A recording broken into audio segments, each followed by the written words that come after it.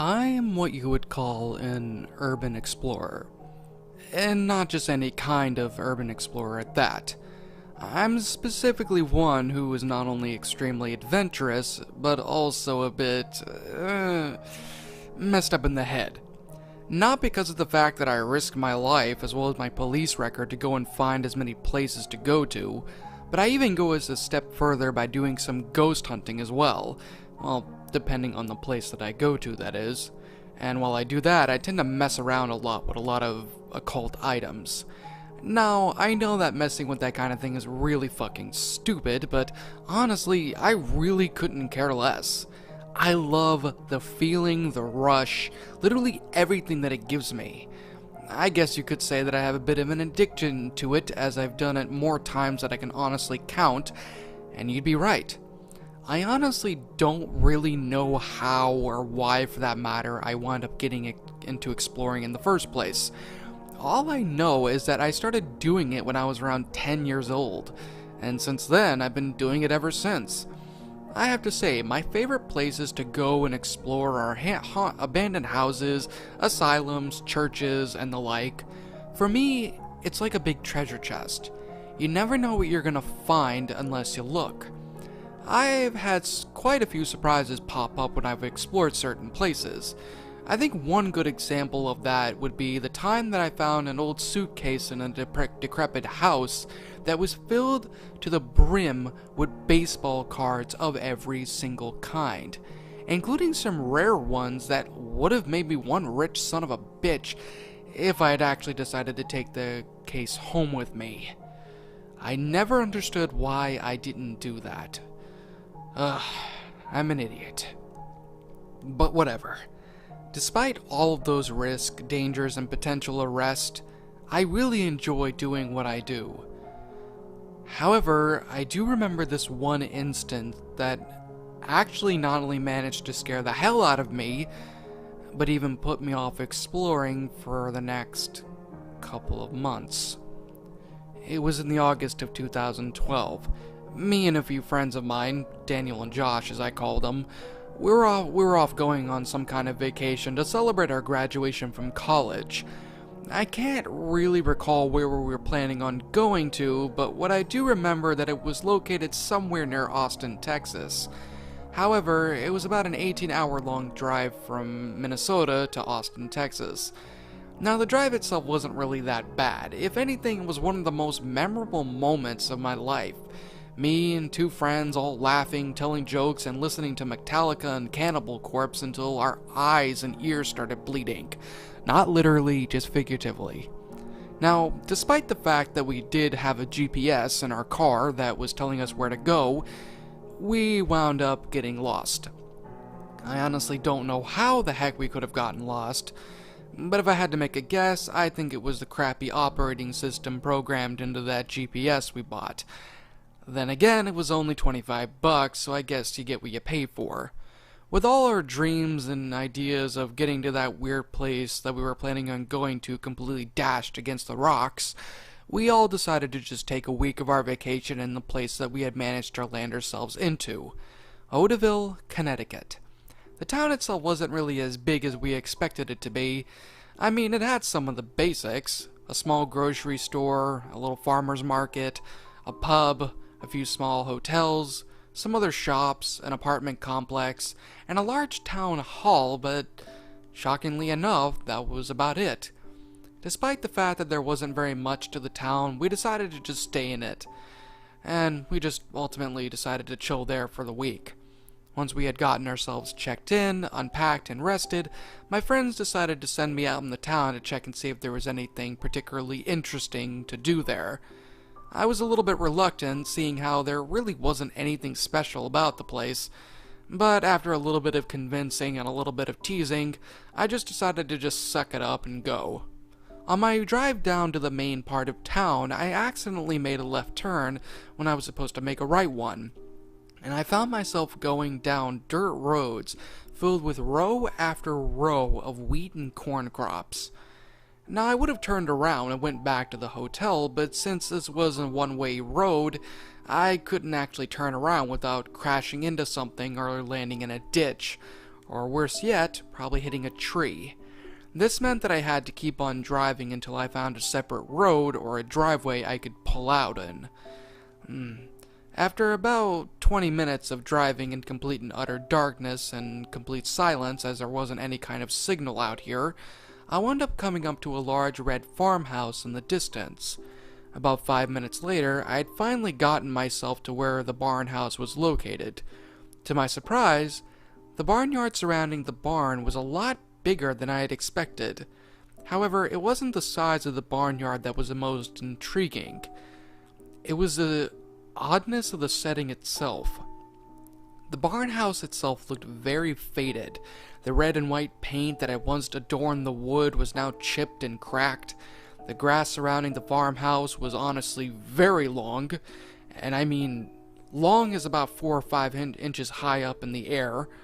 The actual house itself, to which I assume must have been the farmer's, looked like it hadn't been touched in months. I wondered to myself if this place was abandoned or the owner was just lazy at doing his job. After turning my car around, I managed to get myself back into the town.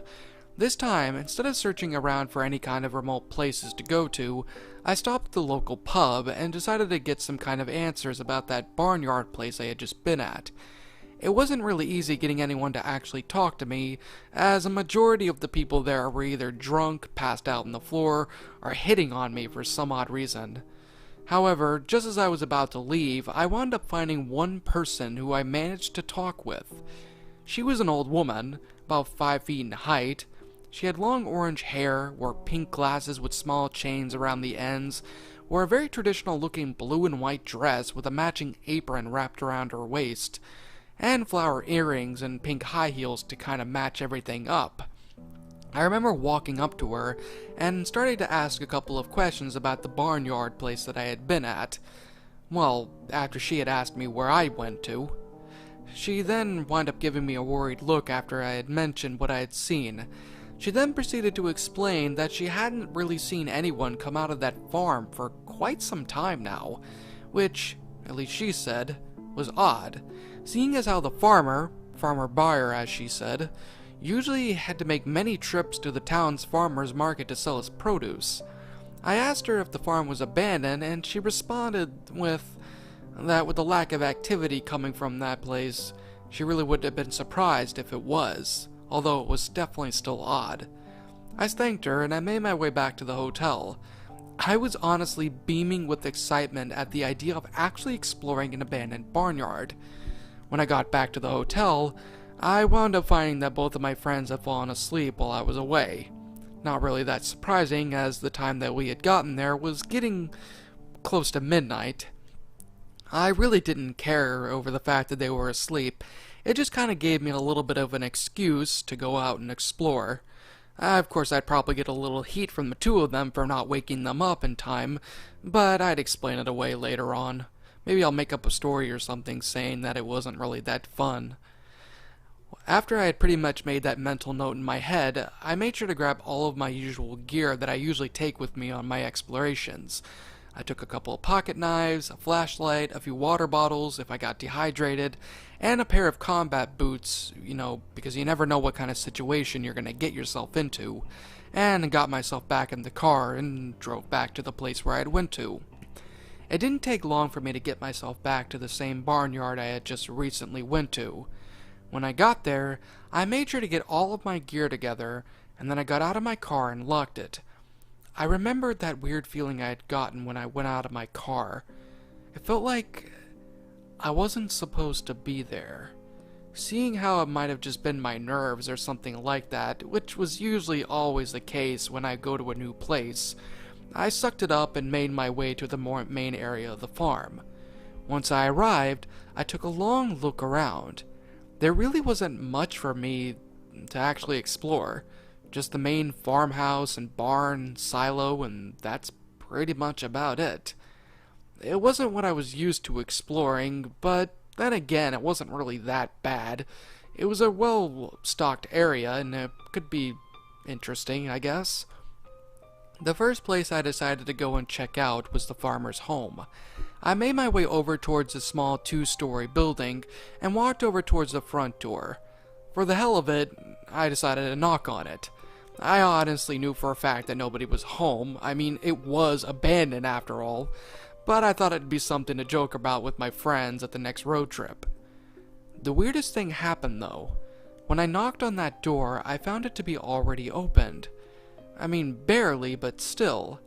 Seeing as how I didn't need to smash a window in order to let myself in, as I usually had to do, I shrugged and walked in.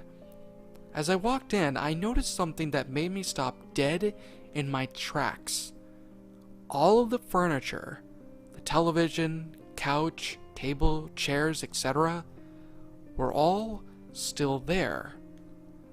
This was definitely confusing, as I expected the house to be more or less a pigsty of broken glass, messed up furniture, and signs of attempted looting. However, there was nothing. It was as if everything was part of a museum. I took some time to look at a couple of the pictures that were scattered across the wall, and they were just pictures of the farmer, or at least what I thought was a farmer, and some other pictures of a few family members of his. I decided to look around a little bit more, but I didn't really find too much else. Well, at least anything of interest, that is. I'd finally gotten bored of the first floor and made my way towards the second floor of the house. There were about 4 doors upstairs, but that was it.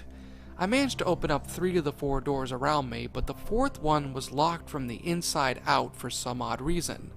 I tried breaking down the door, but instead I wound up bruising my shoulder in the process.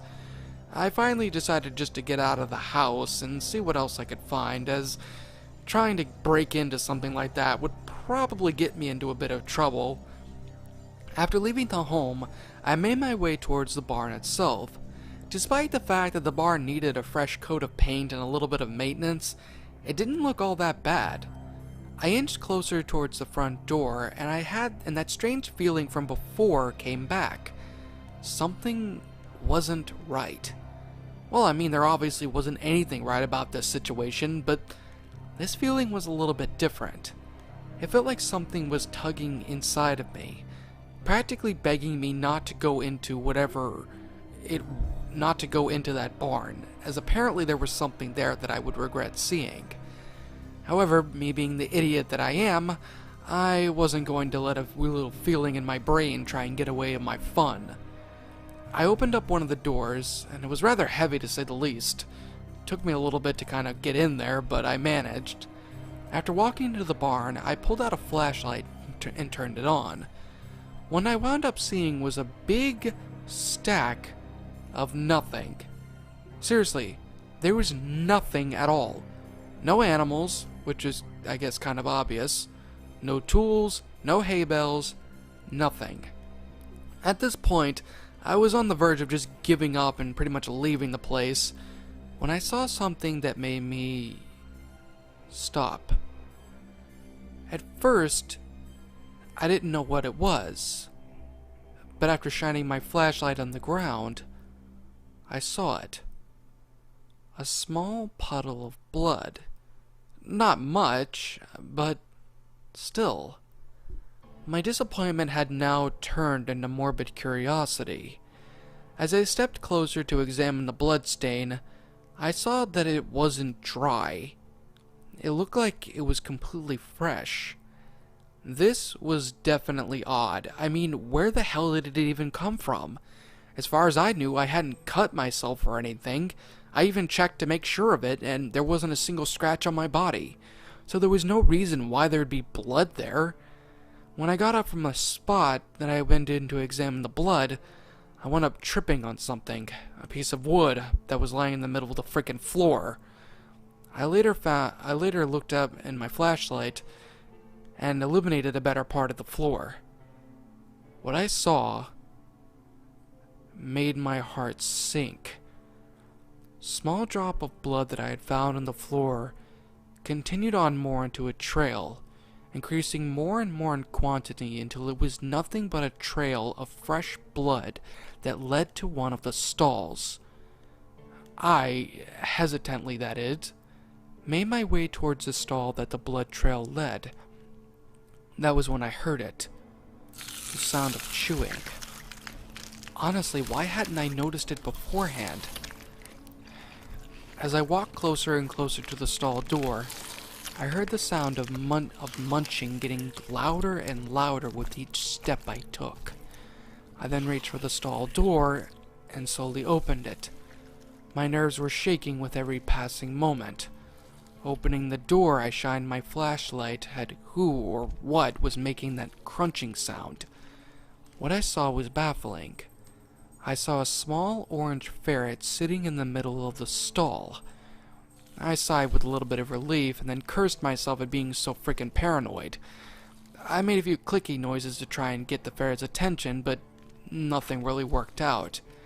It just sat there, eating whatever it had in its paws. I then shouted at it, which was probably one of the biggest mistakes I had ever made. And that's when I got a reaction. Oh my god, do I now regret that decision with every fiber of my fucking being. The ferret's head shot up, as if alarmed, and then stood up on its hind legs, which I found rather odd. After it did that, it dropped what it was eating. I didn't get a really good look at it at first, but when I shined my flashlight on it, my entire blood turned to ice. What that ferret was eating was the severed head of the farmer, or at least what was left of it. The head itself lacked any kind of visible skin or hair. Instead, it just revealed muscle tissue, the eyes and the tongue had been ripped out, and the skull was cracked in some parts, revealing the brain inside. I had to choke back some vomit at what I had just seen. I then shakily pointed my light towards the ferret.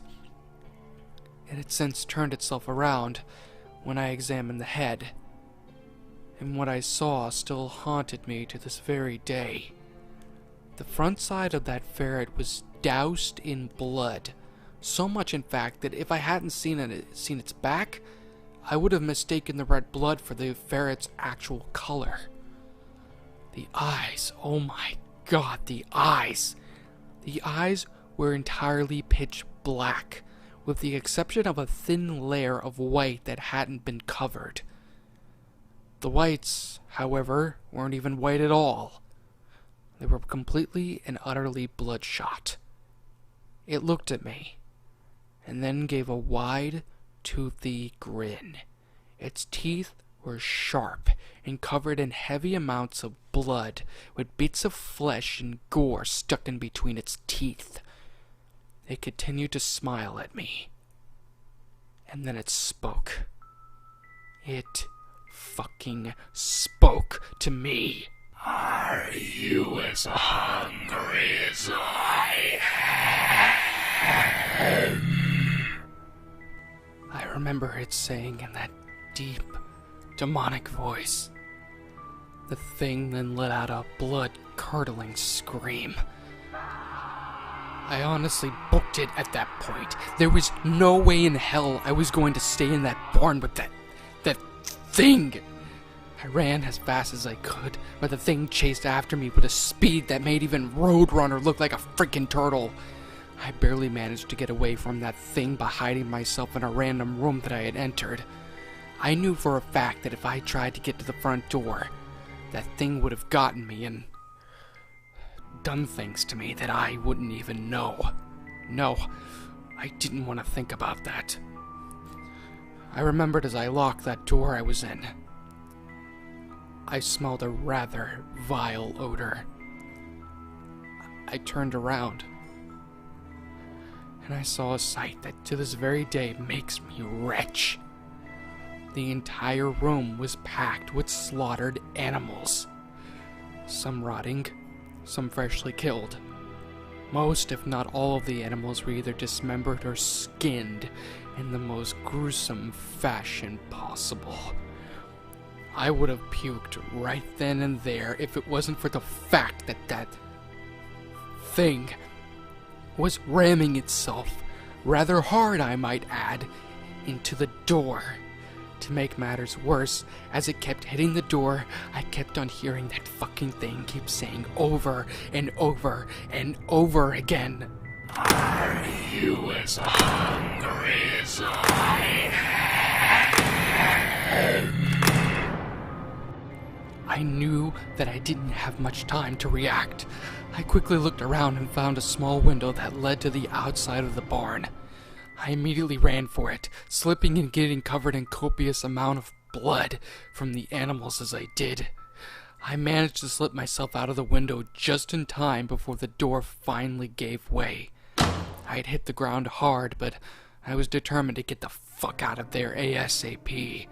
I ran as fast as I could to my car and got in. Then I started up my car and began driving away from the barnyard. However, when I finally pulled into the dirt road, I saw it. Less than 5 feet away from my car was that ferret, that thing. It gave me that disgusting grin once more, and then it lifted up one of its paws to reveal a sharp, bloody knife. I knew for a fact that I wasn't going to take any chances with that sick bastard, so I revved up my car and drove as fast as I could where the ferret was standing. I heard a few thumps, a couple snaps, and finally a disgusting popping sound, and drove off. I made sure to take one final look out of my rearview mirror just to make sure that the thing was dead.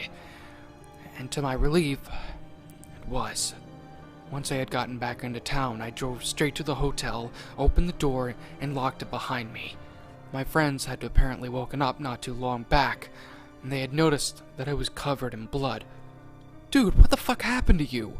one of them asked me. I didn't even bother responding to his question. The only thing I did was go and get to the shower to clean myself off, and then I sit back in my chair. My friends kept on asking me what had happened, and I just said nothing. I mean, what the heck was I going to say? A giant monstrosity of a ferret tried to kill me? What kind of response was that? After a lot of pressing, I had finally told them what had happened. I told them about the old barnyard that I found while trying to look for some cool places to hang out, the bar with the old woman, the blood, the gore that I saw. I told them everything with the exception of the ferret attacking me. Instead, I made up a story about some psycho who had tried to kill me while I was there. The two of them looked really shocked after what I had told them, and they said that they were going to call the cops first thing tomorrow morning. The next morning, after eating some breakfast, my friend David called the police. The officer had asked David to hang the phone to me so that I could give them some of the details of what I had went through, and where the place was. As you would have imagined, I was rather reluctant to give them any info at all. However, I later caved in and told them everything. They told me to meet at the barnyard in a couple of hours to further describe my story. I did as I was told and made my way there. I was met with many cops who had since covered the place in police tape. They took me to the captain of their squad, and I was taken to a police station for questioning. After some interrogation, they finally let me go. After that, me and my buddies packed up the rest of our stuff and left town immediately. It was a long drive home, but honestly, it was worth it. Wound up dropping my friends off at their respective homes, and then I made my way back to my house. It took me months to get over what had happened to me. I still haven't said anything about the matter. Well, at least up until now, that is. I went to therapy for a few months to try and rid myself of the nightmares that had happened to me. And thankfully, it worked. As of now, I'm currently back to my old self again. I still have nightmares every so often about what had happened, but they don't affect me as badly as they had before. All I can say, however, is that I'm never fucking going back to Odaville, Connecticut ever again. With that being said, I do feel that there is something that I should mention to you all. When I was getting myself to the barnyard where the police were stationed at, I saw that the place where I ran over the ferret was empty. There was nothing there. No blood, no gore, nothing. Just an empty space. I knew that that thing was still out there, and the only thing I can say to wherever that thing is, I'm going to be ready for it.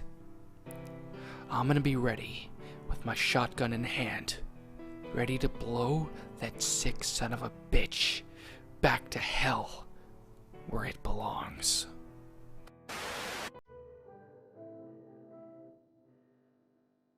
Hello there, my little shadows. It's me again, your master, the Shadow Reader. I hope you all enjoyed this little tale of horror. I honestly hope I didn't traumatize you too much after this. If you're new here and want to become one of my little shadows, then hit that subscribe button down below, and also make sure to turn on post notifications so that you can be the first to watch my brand new content when it comes out. Until then, sweet dreams, my little shadows.